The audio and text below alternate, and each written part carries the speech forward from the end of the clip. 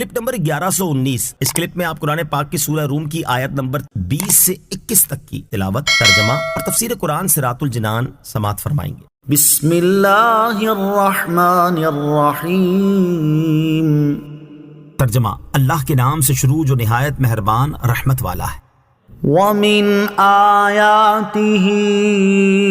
أَنْ خَلَقَكُم مِّن تُرَابٍ ثُمَّ إِذَا أَنْتُمْ بَشَرٌ تَنْتَشِرُونَ۔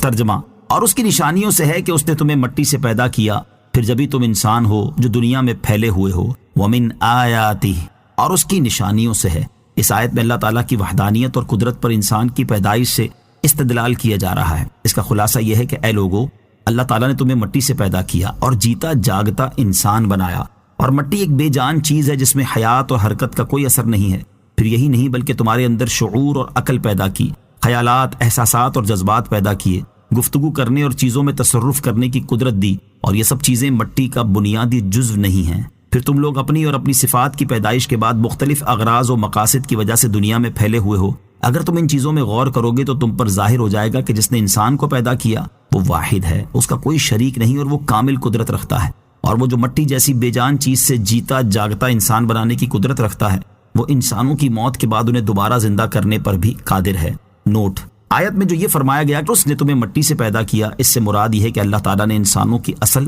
حضرت آدم علیہ السلام کو مٹی سے پیدا کیا، اور جب انہیں مٹی سے پیدا کیا گیا ہے تو گویا کہ دیگر انسانوں کو بھی مٹی سے پیدا کیا گیا ہے۔ انسان کی مرحلہ وار تخلیق کا بیان۔ یہاں آیت کے ابتدائی حصے میں انسان کی مرحلہ وار تخلیق کا اجمالی بیان ہے، جبکہ اس کا تفصیلی بیان اس آیت میں ہے۔ چنانچہ اللہ تعالیٰ ارشاد فرماتا ہے: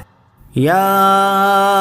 ایہا الناس ان کنتم فی ریب من البعث فإنا خلقناکم من تراب ثم من نطفة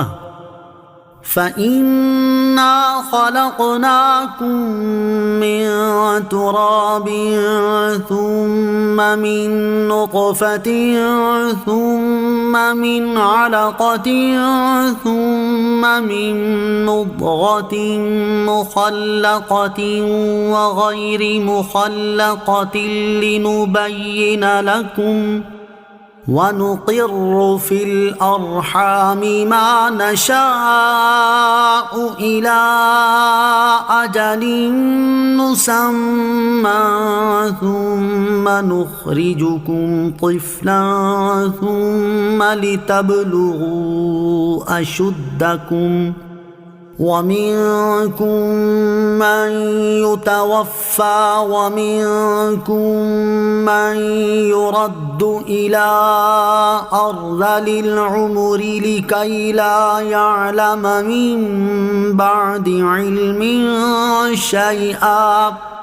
ترجمہ: اے لوگو، اگر تمہیں قیامت کے دن اٹھنے کے بارے میں کچھ شک ہو تو اس بات پر غور کر لو کہ ہم نے تمہیں مٹی سے پیدا کیا، پھر پانی کی ایک بوند سے، پھر جمے ہوئے خون سے، پھر گوشت کی بوٹی سے جس کی شکل بن چکی ہوتی ہے اور ادھوری بھی ہوتی ہے، تاکہ ہم تمہارے لیے اپنی قدرت کو ظاہر فرمائیں، اور ہم ماؤں کے پیٹ میں جسے چاہتے ہیں اسے ایک مقرر مدت تک ٹھہرائے رکھتے ہیں، پھر تمہیں بچے کی صورت میں نکالتے ہیں، پھر عمر دیتے ہیں تاکہ تم اپنی جوانی کو پہنچو، اور تم میں کوئی پہلے ہی مر جاتا ہے اور کوئی سب سے نکمی عمر کی طرف لوٹایا جاتا ہے، تاکہ بالآخر جاننے کے بعد کچھ نہ جانے۔ تخلیق کے ان مراحل میں غور و فکر کرنے سے انسان اللہ تعالیٰ کی قدرت اور وحدانیت کی معرفت حاصل کر سکتا ہے، اور کفار میں سے جو شخص انصاف کی نظر سے ان میں غور و فکر کرے گا تو کوئی بعید نہیں کہ وہ ایمان اور ہدایت کی عظیم سعادت سے سرفراز ہو جائے۔ وَمِنْ آيَاتِهِ أَنْ خَلَقَ لَكُم مِّنْ أَنفُسِكُمْ أَزْوَاجًا لِتَسْكُنُوا إِلَيْهَا وَجَعَلَ بَيْنَكُم مَّوَدَّةً وَرَحْمَةً إِنَّ فِي ذَلِكَ لَآيَاتٍ لِقَوْمٍ يَتَفَكَّرُونَ۔ ترجمہ: اور اس کی نشانیوں سے ہے کہ اس نے تمہارے لیے تمہاری ہی جنس سے جوڑے بنائے تاکہ تم ان کی طرف آرام پاؤ، اور تمہارے درمیان محبت اور رحمت رکھی۔ بے شک اس میں غور و فکر کرنے والوں کے لیے نشانیاں ہیں۔ ومن آیاتہ،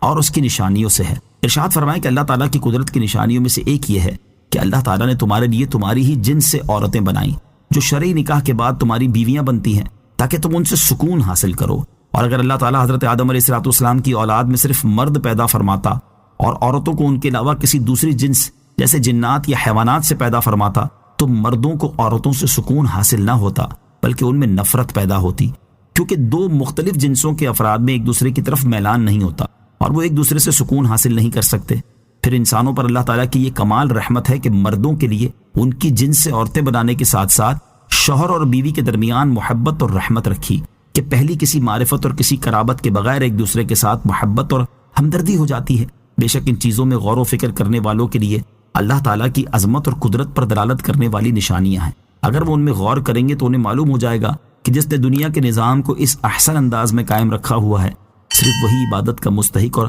کامل